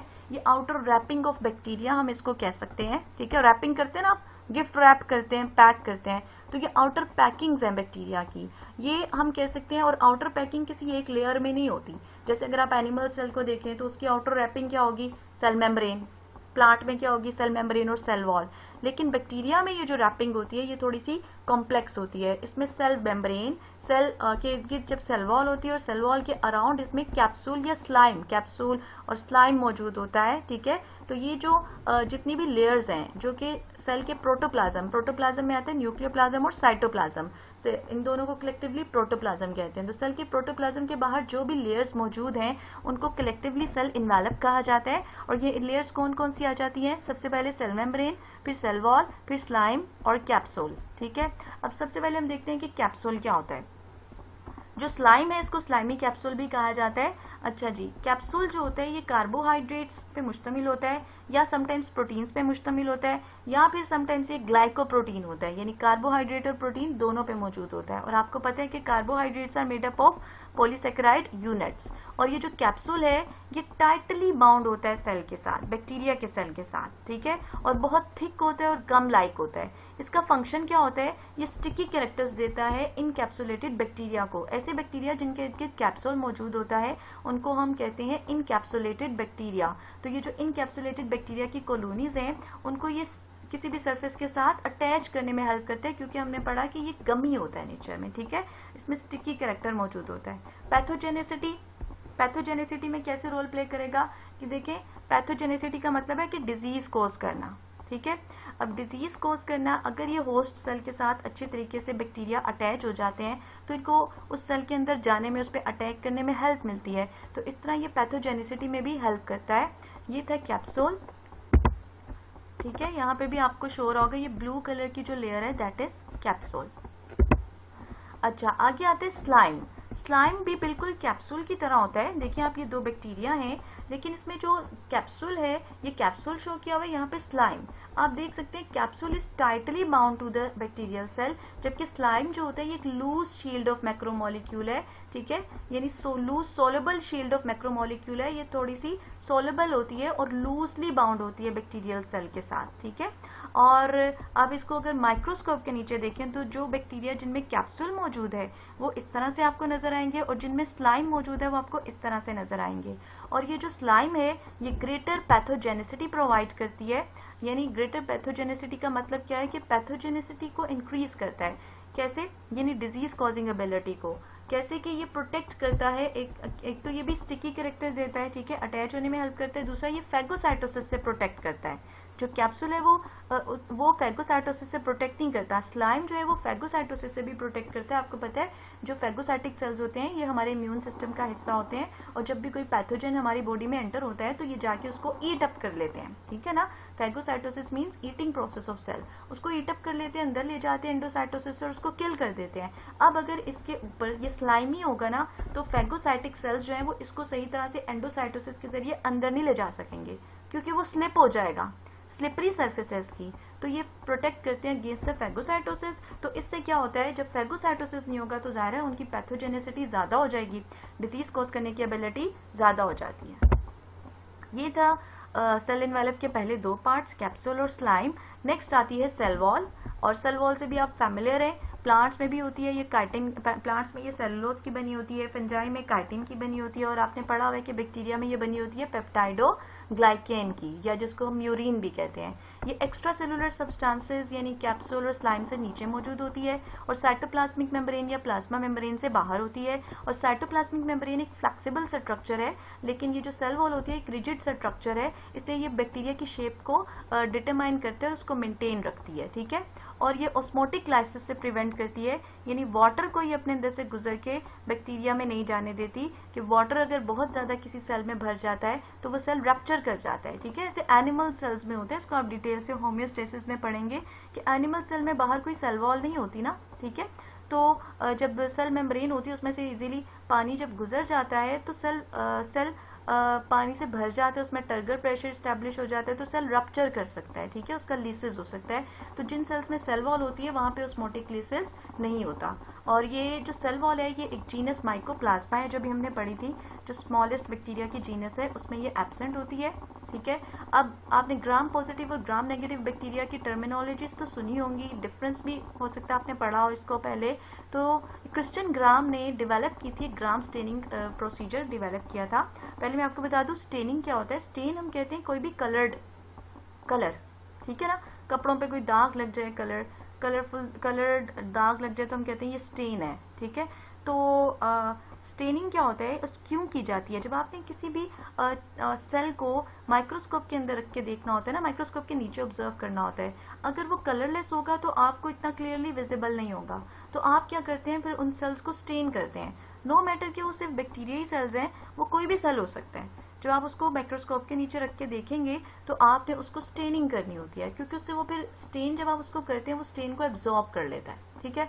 अगर ज्यादा एब्जॉर्ब करेगा तो वो डार्क कलर का अपीयर होगा सेल, ठीक है, और अगर वो कम एब्जॉर्ब करेगा तो वो लाइट कलर का अपीयर होगा। तो स्टेनिंग के जरिए फिर हमारे लिए आसान हो जाता है कि हम उस सेल को माइक्रोस्कोप में देखें, और जो प्रोसीजर यूज किया जाता है बैक्टीरिया को स्टेन करने के लिए उसको कहा जाता है ग्राम स्टेनिंग प्रोसीजर, और इसको क्रिस्टियन ग्राम ने डेवलप किया था। और इस स्टेनिंग प्रोसीजर की बेस पे हम बैक्टीरिया को दो कैटेगरीज में डिवाइड करते हैं, एक है ग्राम पॉजिटिव बैक्टीरिया और दूसरे हैं ग्राम नेगेटिव बैक्टीरिया। वो बैक्टीरिया विच आर जो स्टेनिंग करने पे पर्पल कलर के अपीयर होते हैं, ठीक है, पर्पल अपीयर होते हैं, बैक्टीरिया आर स्टेन्ड पर्पल। क्यों? क्योंकि ये कलर, ये जो स्टेन होते हैं ये बेसिकली स्टेन्स जो हैं इसमें मल्टीपल स्टेन्स यूज किए जाते हैं, और पर्पल कलर का स्टेन, इसमें वॉयलेट कलर का स्टेन जो होता है वो ज्यादा डोमिनेंट होता है, क्रिस्टल वॉयलेट डाई जिसको हम कहते हैं। तो क्रिस्टल वॉयलेट डाई जब आप इसको इसमें ऐड करते हैं तो वो बैक्टीरिया जिनमें ग्राम पॉजिटिव सेल वॉल्स होती हैं वो क्या करती हैं, इस प्राइमरी डाई को रिटेन कर लेती हैं, यानी वो जो डार्क वॉयलेट कलर का डाई है ना ये उसको अपने अंदर एब्जॉर्ब कर लेती हैं, क्योंकि इनमें एक CV1 कॉम्प्लेक्स बन जाता है, तो इसीलिए ये डार्क पर्पल कलर के अपीयर होते हैं और इनको ग्राम पॉजिटिव बैक्टीरिया कहा जाता है। जबकि ग्राम नेगेटिव बैक्टीरिया जो होते हैं इनकी सेल वॉल का टेक्सचर जो है वो और कंपोजिशन ग्राम पॉजिटिव बैक्टीरिया की सेल वॉल से थोड़ा सा डिफरेंट होता है। तो जब आप इसके ऊपर वो क्रिस्टल वॉयलेट डाई डालते हैं तो ये प्राइमरी डाई को रिटेन नहीं रखते, बल्कि ये सेकेंडरी डाई को रिटेन रखते हैं, यानी बहुत ही कम क्वांटिटी ऑफ डाई को रिटेन रखते हैं। तो वो जो वॉयलेट है वो कम होकर लाइट होकर पिंक रह जाता है, ठीक है, पिंक कलर रह जाता है। तो ये जो बैक्टीरिया है इनकी स्टेनिंग पिंक होती है, इनको ग्राम नेगेटिव बैक्टीरिया कहते हैं। अब ये जो डिफरेंस है इनके स्टेनिंग बिहेवियर में, ये इनके सेल वॉल के स्ट्रक्चरल फीचर्स में डिफरेंस की वजह से है। अब हम देखते हैं कि सेल वॉल में क्या क्या स्ट्रक्चरल फीचर्स पाए जाते हैं और डिफरेंसेस पाए जाते हैं। इसमें मैं ये आपको डायग्राम भी शो करूंगी which is not from your book, इससे आपको अच्छी तरह से एक्सप्लेन हो जाएगा कि ग्राम पॉजिटिव बैक्टीरिया और ग्राम नेगेटिव बैक्टीरिया की सेल वॉल्स में क्या डिफरेंस होता है, ठीक है। सबसे पहले जो ग्राम पॉजिटिव बैक्टीरिया, इनमें नंबर ऑफ लेयर्स होती हैं 1, सेल वॉल में, जबकि ग्राम नेगेटिव में 2 होती हैं। यहाँ देखते हैं क्या ऐसा ही है, ग्राम पॉजिटिव में ये है सेल वॉल, ठीक है। अब सेल वॉल में सिर्फ एक ही लेयर है, ये ग्लाइकोकैलिक्स लेयर आपको नजर आ रही होगी, और ये जो डार्क ब्लैक कलर की है ये इसकी सेल मेम्ब्रेन है। जबकि यहाँ पर आप देख सकते हैं सेल वॉल जो है इसके अंदर 2 लेयर्स हैं, ये एक ब्लैक कलर की ये वाली लेयर है, ठीक है, और एक ये लाइट ग्रेइश कलर की जो लेयर है, ग्लाइकोकैलिक्स से इसको लेबल किया हुआ है। तो ग्राम नेगेटिव बैक्टीरिया में नंबर ऑफ लेयर्स 2 होता है। केमिकल मेकअप देखते हैं कि ग्राम पॉजिटिव बैक्टीरिया में पेप्टाइडोग्लाइकेन होता है, आपको पता है कंजुगेटेड मॉलिक्यूल है, कार्बोहाइड्रेट और प्रोटीन्स के मिलने से बनता है, और ये ग्राम पॉजिटिव बैक्टीरिया में बहुत ज्यादा होता है, ये उसके ड्राई वेट का 50% बनाता है। जबकि ग्राम नेगेटिव बैक्टीरिया में भी पेप्टाइडोग्लाइकेन मौजूद होता है, लेकिन ये उसमें ग्राम पॉजिटिव बैक्टीरिया की निस्बत कम होता है, ये उसके ड्राई वेट का सिर्फ 10% बनाता है, ठीक है। पेप्टाइडोग्लाइकेन के अलावा ग्राम पॉजिटिव बैक्टीरिया में कुछ और कंपाउंड्स होते हैं जैसे कि टिकोइक एसिड, लिपोटिकोइक एसिड, जबकि ग्राम नेगेटिव बैक्टीरिया में लिपोप्रोटीन्स, लिपिड्स, लिपोप्रोटीन्स और लिपोपॉलीसेक्राइड्स मौजूद होते हैं, ठीक है। टिकोइक और लिपोटिकोइक एसिड नहीं होते। अच्छा, आप देखिए जो ग्राम पॉजिटिव बैक्टीरिया में पेप्टाइडोग्लाइकेन कंटेंट ज्यादा है और लिपिड कंटेंट कम है, जबकि ग्राम नेगेटिव बैक्टीरिया में पेप्टाइडोग्लाइकेन कम है और लिपिड्स ज्यादा है, ठीक है। अब हम देखते हैं कि ओवरऑल थिकनेस, इसके अलावा इनमें जो ग्राम पॉजिटिव है इनमें लिपिड्स 1 to 44% होते हैं, जबकि ग्राम नेगेटिव में लिपिड्स होते हैं 11 to 12%। फिर देखते हैं ओवरऑल थिकनेस, ग्राम पॉजिटिव में 20 to 80 नैनोमीटर होती है, जबकि ग्राम नेगेटिव में 8 to 11 नैनोमीटर होती है।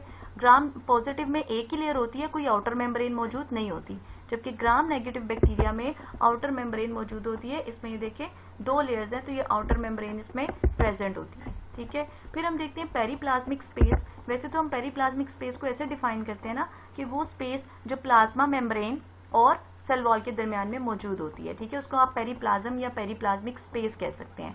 तो अब यहाँ पर देखें कि आपको नजर आ रहा होगा कि यहाँ पे कोई पेरीप्लाज्मिक स्पेस आपको नजर नहीं आ रही, ये सेल मेम्ब्रेन है, सेल मेम्ब्रेन के बिल्कुल साथ सेल वॉल अटैच है, ठीक है, कोई स्पेस नहीं है इनके दरमियान में। जबकि आप यहाँ पर देख सकते हैं कि ये सेल मेम्ब्रेन है, डार्क ब्लैक कलर की जो है साइटोप्लाज्मिक मेम्ब्रेन, और ये यहाँ से सेल वॉल स्टार्ट हो रही है। तो सेल वॉल और सेल मेम्ब्रेन के दरमियान में भी पेरीप्लाज्म मौजूद है, और सेल वॉल की जो लेयर है पेप्टाइडोग्लाइकेन लेयर और जो ऊपर वाली ग्लाइकोकैलिक्स लेयर है इसके दरमियान में भी पेरीप्लाज्मिक स्पेस मौजूद है, ठीक है। और परमिएबिलिटी अगर हम देखें तो ग्राम पॉजिटिव बैक्टीरिया ज्यादा परमिएबल होते हैं, और ग्राम नेगेटिव बैक्टीरिया में चूंकि लिपिड कंटेंट ज्यादा है इसलिए उनकी परमिएबिलिटी कम होती है।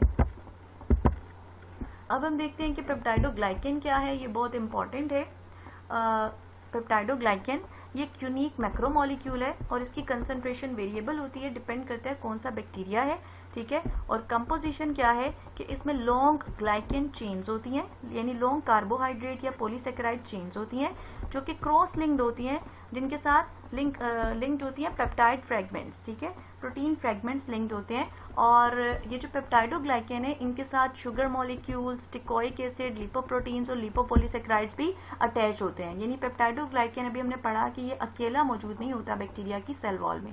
कुछ बैक्टीरिया जो होते हैं इनमें सेल वॉल मौजूद होती है, ठीक है, लेकिन उनमें ना ग्राम पॉजिटिव बैक्टीरिया की सेल वॉल के कैरेक्टरिस्टिक्स होते हैं, ना ग्राम नेगेटिव की बैक्टीरिया की सेल वॉल के कैरेक्टरिस्टिक्स होते हैं, बल्कि उनकी सेल वॉल इससे बहुत डिफरेंट होती है। और कुछ बैक्टीरिया ऐसे होते हैं जिनमें सेल वॉल होती नहीं है। अब जो आर्कियो बैक्टीरिया है ना, जो एंशियंट बैक्टीरिया, इनकी सेल वॉल में पेप्टाइडोग्लाइकेन मौजूद नहीं होता, बल्कि इनकी सेल वॉल में प्रोटीन्स, ग्लाइकोप्रोटीन्स और पॉलीसेकेराइड्स मौजूद होते हैं। जी, इसके बाद आता है सेल इन्वेलप का 4th part which is cell membrane. पहला था कैप्सूल, फिर आया स्लाइम, फिर हमने देखा सेल वॉल, और अब आता है सेल मेम्ब्रेन। सेल मेम्ब्रेन जो है ये सेल वॉल के नीचे मौजूद होती है, ये एक थिन फ्लेक्सिबल पार्ट है जो कि साइटोप्लाज्म को कम्प्लीटली सराउंड करता है, ठीक है, और ये डेलिकेट होता है नेचर में। अगर इसको डैमेज, ये पार्शियली परमिएबल मेम्ब्रेन होती है, कुछ सब्सटेंसेस को अपने अंदर से गुजरने देती है, कुछ को नहीं गुजरने देती। तो अगर ये डैमेज हो जाए तो इससे ऑर्गेनिज्म की डेथ भी हो सकती है, ठीक है। और डिफरेंस फ्रॉम यूकैरियोटिक मेम्ब्रेन्स, ये किस तरह से डिफरेंट होती है यूकैरियोटिक सेल की मेम्ब्रेन से, कि इसके अंदर कोलेस्ट्रॉल मौजूद नहीं होता, it lacks sterols. Sterols is a type of cholesterol. अब इसका फंक्शन क्या है कि मैंने आपको बताया ये सेमी परमिएबल मेम्ब्रेन है, तो ये रेगुलेट करती है transport of proteins, nutrients, sugar, electrons और दूसरे मेटाबोलाइट्स की ट्रांसपोर्ट को सेल के अंदर और बाहर रेगुलेट करती है। इसके अलावा इसमें एंजाइम्स होते हैं रेस्पिरेशन के लिए। बैक्टीरियल सेल मेम्ब्रेन की बात हो रही है कि उसमें रेस्पिरेशन के लिए एंजाइम्स मौजूद होते हैं, इस तरह ये रेस्पिरेशन में रोल प्ले करती है। नेक्स्ट हम देखते हैं साइटोप्लाज्मिक मैट्रिक्स। आपको पता है साइटोप्लाज्म सेल मेम्ब्रेन के अंदर मौजूद होता है साइटोप्लाज्म, ठीक है। इसके अंदर साइटोप्लाज्म मैट्रिक्स में जो मेम्ब्रेन बाउंडेड ऑर्गेनेलिज हैं और साइटोस्केलेटन है ये मौजूद नहीं होते, और ये जो साइटोप्लाज्म है ये न्यूक्लियोइड और प्लाज्मा मेम्ब्रेन के दरमियान में मौजूद होता है, ठीक है। यहाँ पे आप देख सकते हैं न्यूक्लियोइड क्या है, ये क्रोमेटिन मटेरियल या क्रोमोसोम है, और ये सेल मेम्ब्रेन है। इनके दरमियान में आप देखिए ब्लू कलर का, स्काई ब्लू कलर का जो मटेरियल है ये क्या है, ये साइटोप्लाज्म है। अब जो साइटोप्लाज्म है ये जेल लाइक होता है, जेली लाइक कंसिस्टेंसी होती है, और ये प्रोटोप्लाज्म का मेजर पार्ट है। एक टर्म है प्रोटोप्लाज्म और दूसरी है प्रोटोप्लास्ट। इसका डिफरेंस बहुत इंपॉर्टेंट है। प्रोटोप्लाज्म का मतलब है न्यूक्लियोप्लाज्म और साइटोप्लाज्म दोनों को कलेक्टिवली आप प्रोटोप्लाज्म कहते हैं, और जो प्रोटोप्लाज्म होता है ना ये सेल मेम्ब्रेन के अंदर मौजूद होता है, अंदर की तरफ, ठीक है। ये इसमें सेल मेम्ब्रेन काउंट नहीं होती, लेकिन अगर आप सेल मेम्ब्रेन और प्रोटोप्लाज्म दोनों को कलेक्टिवली काउंट करें तो फिर इसको कहा जाता है प्रोटोप्लास्ट, ठीक है। इसको कहा जाता है प्रोटोप्लास्ट। यानी कि फर्ज करें अगर एक प्लांट सेल है आपके पास और मैं इसकी सेल वॉल रिमूव कर देती हूँ, तो आपके पास पीछे जो सेल का हिस्सा रह जाएगा उसको क्या कहेंगे, उसको हम कहेंगे प्रोटोप्लास्ट। प्लाज्मा, क्योंकि उसमें होगी plasma membrane and everything present with in it. जो साइटोप्लाज्म इसके अंदर मौजूद है, प्रोटोप्लाज्म इसके अंदर मौजूद है, ठीक है। तो ये है प्रोटोप्लास्ट। और जो साइटोप्लाज्म मैट्रिक्स है इसमें क्रोमेटिन, राइबोसोम्स, मीसोसोम्स और ग्रेन्यूल्स मौजूद होते हैं। नेक्स्ट आते हैं इसके ऑर्गेनेलिज, न्यूक्लियोइड। ये जो न्यूक्लियोइड है इसको आप न्यूक्लियर बॉडी भी कह सकते हैं, इसको क्रोमेटिन बॉडी भी कह सकते हैं, न्यूक्लियर रीजन भी कह सकते हैं। इसके अंदर वाजिया डिस्क्रीट क्रोमोसोम्स और न्यूक्लियर मेम्ब्रेन मौजूद नहीं होती। सिंपली बैक्टीरिया में डीएनए सेंटर में मौजूद होता है, और ये डीएनए ग्रोथ को भी कंट्रोल कर रहा है और मेटाबॉलिज्म को भी कंट्रोल कर रहा है, उसकी रिप्रोडक्शन को भी कंट्रोल कर रहा है, ठीक है। ये सिंगल होता है, सिंगल मॉलिक्यूल होता है डीएनए का, जो काफी लंबा होता है, क्वाइल्ड होता है, डबल स्ट्रैंडेड होता है और सर्कुलर होता है। यानी सर्कुलर से क्या मुराद है कि अगर ये देखिए सिंगल क्रोमोसोम है जो पूरा क्वाइल्ड हुआ है, मॉलिक्यूल है, डबल स्ट्रैंडेड है, अगर आप इसके इतने से हिस्से को भी मैग्नीफाई करके देखेंगे ना तो इसमें आपको यूज सर्कल्स अटैच, एक दूसरे के साथ सर्कल्स अटैच नजर आएंगे। तो डीएनए, जो न्यूक्लियोइड में डीएनए होता है ये सर्कुलर होता है, ठीक है। और ये एग्रीगेट हुआ होता है इरेगुलरली शेप्ड एरिया में। अब देखिए इरेगुलरली शेप्ड है ना, ये इसने ये सराउंडिंग में इसके एरिया आपको नजर आ रहा होगा लाइट सा, इस एरिया को कहा जाता है न्यूक्लियोइड। न्यूक्लियोइड कभी भी क्रोमेटिन क्रोमोसोम को नहीं कहेंगे, बैक्टीरिया के क्रोमोसोम को न्यूक्लियोइड नहीं कहते, बल्कि ये इरेगुलरली शेप्ड एरिया है जिसके अंदर क्रोमोसोम जो होता है इसका मॉलिक्यूल पैक्ड होता है, एग्रीगेट किया होता है, इसको न्यूक्लियोइड कहते हैं। इस इरेगुलरली शेप्ड एरिया को एक्सट्रीमली लॉन्ग और टाइटली फोल्डेड डीएनए मॉलिक्यूल है,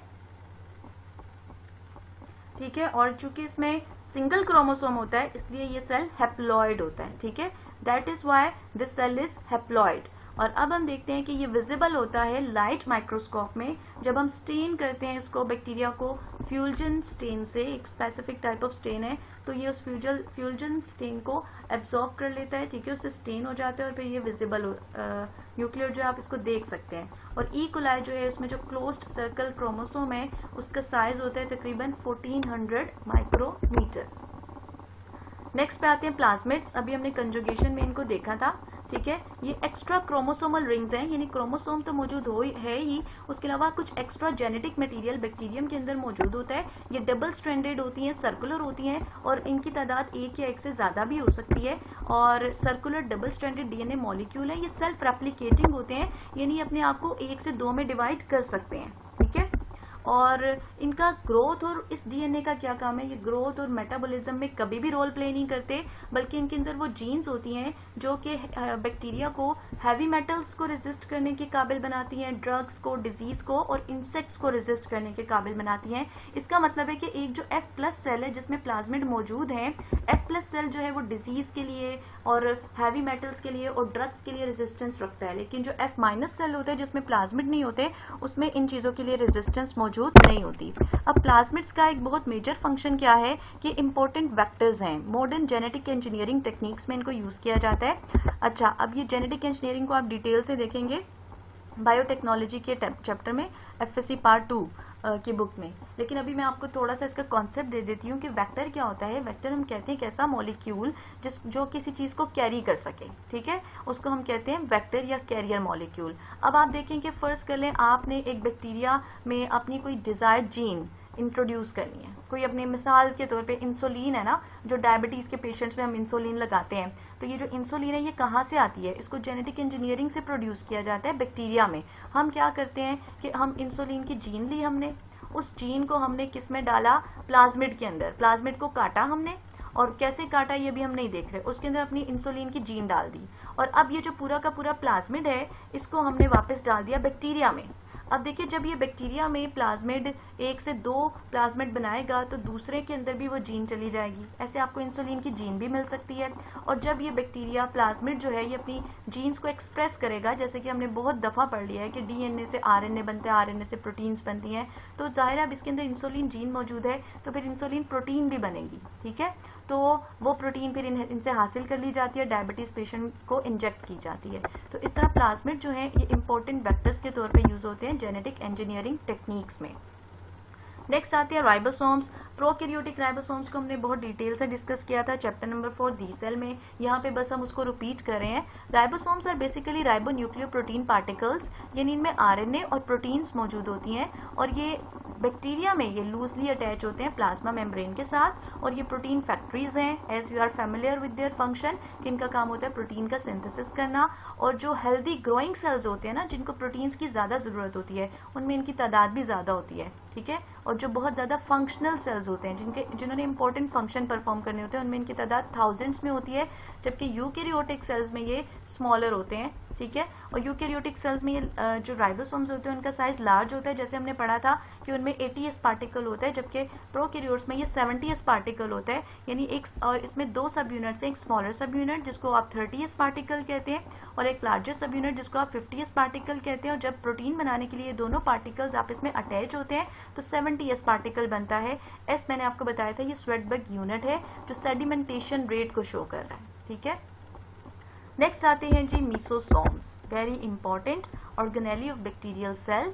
ये जो मीसोसोम्स हैं इसमें क्या होता है कि बेसिकली सिंपल सा एक पार्ट है इसके सेल का, जिसमें सेल मेम्ब्रेन अंदर की तरफ मुड़ी होती है। आप यहाँ पे भी देख सकते हैं कि ये सेल मेम्ब्रेन अंदर की तरफ मुड़ गई है, जैसे एंडोसाइटोसिस में मुड़ती है, ठीक है। और ये एक वेजिकल शेप से स्ट्रक्चर बना रही है, या ट्यूब लाइक से स्ट्रक्चर, ये यहाँ पे आप देख सकते हैं ये एक ट्यूब सी बन रही है, ठीक है, ट्यूब लाइक स्ट्रक्चर बनाती है। तो सेल मेम्ब्रेन इनवेजिनेट या इनफोल्ड होती है साइटोप्लाज्म में, और ये एक स्ट्रक्चर बनाती है जो वेजिकल की तरह, थैली की तरह, या ट्यूब्यूल की तरह, या लैमिले की तरह का होता है, यानी ट्यूब लाइक होता है, और इसको मीसोसोम कहा जाता है। अब इसके क्या क्या फंक्शंस हैं, ये डीएनए रेप्लिकेशन में रोल प्ले करता है, सेल डिवीजन में, export of extra cellular enzymes और रेस्पिरेटरी एंजाइम्स में। हम इसको देखते हैं किस तरह से सेल डिवीजन में ये कैसे रोल प्ले करता है। कि देखिए जब सेल डिवाइड करना होता है ना, तो पहले एक पार्टीशन, छोटी सी पार्टीशन बनती है जिसको सेप्टम कहते हैं, और सेप्टम बनती है उस जगह पे जहाँ पे मीसोसोम मौजूद होता है, ठीक है। तो मीसोसोम की वजह से जो सेप्टम बनता है, बाद में फिर पेरेंट सेल वहां से डिवाइड होकर 2 डॉटर सेल बना देता है, तो इस तरह ये सेल की डिवीजन में हेल्प करता है। इसके अलावा अभी हमने पढ़ा कि जो मेम्ब्रेन होती है, सेल मेम्ब्रेन, उसके साथ रेस्पिरेटरी एंजाइम्स मौजूद होते हैं, ठीक है। अब जब ये आपने शायद कहीं पढ़ा भी होगा कि जब एक मेम्ब्रेन में इनफोल्डिंग्स आ जाती है ना, एक मेम्ब्रेन इनफोल्ड हो जाती है तो उसका एरिया बड़ा हो जाता है। अब देखिए जैसे ये मेम्ब्रेन है, ये फोल्ड नहीं हुई, इसका एरिया छोटा होगा, जबकि यहाँ पे ये फोल्ड हो गई है, तो इस एरिया में आप देखें कि कितनी ज्यादा सेल मेम्ब्रेन पाई जा रही है, ठीक है। जबकि इसको देख लें, ये भी इतना ही एरिया है, लेकिन इसके अंदर सेल मेम्ब्रेन जो है उसकी सरफेस ज्यादा नहीं है, क्योंकि वो फोल्ड नहीं हुई, ठीक है। तो फोल्डिंग की वजह से क्या होता है कि रेस्पिरेटरी एंजाइम्स की तादाद इसमें ज्यादा हो जाती है, इस तरह ये रेस्पिरेशन में ज्यादा हेल्प करती है, ठीक है। तो मीसोसोम्स जो इनका एक फंक्शन क्या है कि इसमें रेस्पिरेटरी एंजाइम्स होते हैं, और डीएनए रेप्लिकेशन में ये कैसे रोल प्ले करती है कि जब भी बैक्टीरिया में क्रोमोसोम ने 1 से 2 में डिवाइड होना है, डीएनए ने रेप्लिकेट करना है, तो ये जाके अटैच होता है मीसोसोम के साथ, और फिर डॉटर क्रोमोसोम बनता है, और डॉटर क्रोमोसोम भी बनने के बाद मीसोसोम के साथ ही अटैच रहता है, और फिर ये जो मीसोसोम है ये फिर इसको डॉटर क्रोमोसोम को एक हिस्से में ट्रांसफर कर देती है, जो नया सेल बन रहा होता है बैक्टीरिया का, उसके अंदर ये उसको ट्रांसफर कर देती है, ठीक है। तो मीसोसोम के ये 4 फंक्शंस थे। उसके बाद हम देखते हैं ग्रेन्यूल्स और स्टोरेज बॉडीज। इनके नाम से ही आपको पता चल रहा है कि कुछ ऐसी वेजिकल शेप्ड स्ट्रक्चर्स हैं जो स्टोर करती हैं, ये फूड को भी स्टोर कर सकती हैं और वेस्ट को भी स्टोर करती हैं। जो वेजिकल स्टोरेज फूड को स्टोर करती हैं उनमें क्या क्या स्टोर हो सकता है, ग्लाइकोजन, सल्फर, फैट और फॉस्फेट। और वेस्ट मटेरियल्स जो वेजिकल स्टोर करती हैं उनमें अल्कोहल, लैक्टिक एसिड और एसिटिक एसिड स्टोर होते हैं। नेक्स्ट आता है जी very important part of bacterial cell which is spores and cyst. Spores क्या होते हैं, ये मेटाबॉलिकली डोरमेंट बॉडीज हैं produced at later stage of growth. देखिए जब भी एक बैक्टीरियल सेल है, अगर उसको इन्वायरमेंटल कंडीशंस बहुत हार्श मिल रही हैं, जैसे एक्सट्रीम टेम्परेचर, डेसिकेशन होता है, ड्राइनेस, बहुत ज़्यादा ड्राई इन्वायरमेंट है, पानी स्कार्स हो गया, वाटर स्कार्सिटी है, पानी की कमी है, या पीएच बहुत ज़्यादा है, या केमिकल एजेंट्स हैं जो सेल को हार्म कर सकते हैं, तो क्या होता है कि ये जो बैक्टीरियल सेल होता है ना, ये अपनी मेटाबॉलिज्म को जीरो पे ले जाता है। ठीक है, ये ऐसे स्ट्रक्चर्स प्रोड्यूस करता है जो कि मेटाबॉलिकली डोरमेंट होते हैं। देखिए ये जो एक्सटर्नल एनवायरमेंटल कंडीशंस है ना, ये एक बैक्टीरियल सेल को सिर्फ उस वक्त तक हार्म कर सकती हैं या डैमेज कर सकती हैं जब तक कि उसमें मेटाबॉलिज्म हो रही हो। अगर एक सेल मेटाबॉलिकली जीरो हो जाए, यानी इसमें मेटाबॉलिज्म बिल्कुल डोरमेंट हो जाए, जीरो हो जाए, तो उसको फिर एक्सटर्नल कंडीशंस हार्म नहीं कर सकती। ठीक है, तो ये मेटाबॉलिकली डोरमेंट बॉडीज हैं जो कि एक्सट्रीम कंडीशंस में बैक्टीरिया प्रोड्यूस करते हैं। ये बैक्टीरियल सेल के बाहर भी प्रोड्यूस हो सकती हैं। जब एक्सटर्नल टू वेजिटेटिव सेल होंगी, बैक्टीरियम का जो एक सेल होता है उसको वेजिटेटिव सेल कहते हैं, तो ये एक्सोस्पोर इसको कहेंगे। और जब ये within the vegetative cell produce होती है तो इनको एंडोस्पोर कहते हैं। इसका फंक्शन क्या है, आप देखिए ये अंदर प्रोड्यूस हो रही है, ये एंडोस्पोर है, ये बाहर प्रोड्यूस हो रही है, ये एक्सोस्पोर है। जब एक बैक्टीरियम को जैसे ही फेवरेबल कंडीशंस मिलती है ना, तो ये जो स्पोर्स होते हैं ना, ये जर्मिनेट करके नए बैक्टीरिया सेल्स बना देते हैं। तो इसका मतलब है कि इनका रोल है रिप्रोडक्शन में। ठीक है, इसी तरह से कुछ डोरमेंट बॉडीज होती हैं जिनको हम सिस्ट कहते हैं, लेकिन ये रिप्रोडक्शन में रोल प्ले नहीं करती। ये स्पोर्स से थोड़ा सा डिफरेंट होते हैं। डिफरेंस अभी हम देखते हैं क्या होता है इनमें। ये भी मेटाबॉलिकली डोरमेंट होते हैं, थिक वॉल्ड होते हैं और डेसिकेशन रेजिस्टेंट होते हैं, यानी ड्राइनेस को ये रेजिस्ट करते हैं। और ये डिफरेंशिएशन, वेजिटेटिव सेल्स जब अपने आप को डिफरेंशिएट कर रहे होते हैं ना, जब इसमें डिफरेंट ऑर्गेनेलिस बन रहे होते हैं, ऑर्गेनेलिस नहीं, स्ट्रक्चर्स डेवलप हो रहे होते हैं, तब ये बनता है सिस्ट इसमें। और ये वेजिटेटिव सेल्स जो होते हैं ये सूटेबल कंडीशंस में ये भी जर्मिनेट कर सकते हैं और ये हीट रेजिस्टेंट नहीं होते। ठीक है, जो स्पोर है वो हीट को भी रेजिस्ट कर सकता है, पीएच को भी रेजिस्ट कर सकता है, लेकिन ये ड्राइनेस को भी रेजिस्ट कर सकता है। जो सिस्ट होते हैं ये हीट को रेजिस्ट नहीं कर सकते। अब हम इनका डिफरेंस देख लेते हैं कि स्पोर जो है ये बेसिकली रिप्रोडक्टिव सेल होता है जो हमेशा रिप्रोडक्शन के लिए प्रोड्यूस होता है बैक्टीरिया में अंडर अनफेवरेबल कंडीशंस, जबकि सिस्ट जो होता है ये नॉन रिप्रोडक्टिव होता है। ठीक है, रिप्रोडक्शन में रोल प्ले नहीं करता। इसमें थिक वॉल होती है स्पोर में, जो कि हार्श एनवायरमेंटल कंडीशंस को फेस करने के लिए हेल्प करती है, जबकि सिस्ट जो है ये ग्रुप ऑफ सेल्स होता है जो कि इकट्ठे एक दूसरे के साथ इकट्ठे हो जाते हैं और ऑर्गेनिज्म को हेल्प करते हैं फ्रॉम दी हार्श कंडीशंस। अब हम कुछ एमसीक्यूज देख लेते हैं। जितना भी पार्ट पढ़ा है देखते हैं आपको समझ आया है या नहीं। Bacteria range in size from about 0.1 to dash micrometer over a single dimension. Option A 500, option B 600, option C 700, option D 800। मैंने आपको बताया था कि जो बैक्टीरिया के साइज हैं ये मल्टीपल चॉइस क्वेश्चंस के लिहाज से बहुत इंपॉर्टेंट है। ई पोलोपिसियम फिशलसोनी जो बैक्टीरियम है, ह्यूज बैक्टीरियम डिस्कवर हुआ है, it grows as large as 600 micrometre by option A 80 micrometre, option B 70 micrometre, option C 90 micrometre, option D 60 micrometre. जी नेक्स्ट आता है bacteria produce capsule which is made up of repeating dash units and of protein और of both. Option A monosaccharide, option B polysaccharide, option C oligosaccharide, option D disaccharide. Next is slime provides greater pathogenicity to bacteria and protects them against option A pinocytosis, option B phagocytosis, option C invasion, option D exocytosis. True pili are present on option A gram negative bacteria, option B gram positive bacteria, option C eubacteria, option D archaeobacteria. When division occurs in random planes, it will produce a dash arrangement. Option A staphylococcus, option B diplococcus, option C streptococcus, option D bacillococcus. ये जो shapes of bacteria हैं ये भी बहुत important है from the multiple choice questions point of view. I think आपको ये chapter समझ आ गया होगा इस चैप्टर का कुछ हिस्सा। बाकी का जो हिस्सा है वो हम डिस्कस करेंगे चैप्टर नंबर 6 के वीडियो लेक्चर पार्ट 2 में। Thank you so much.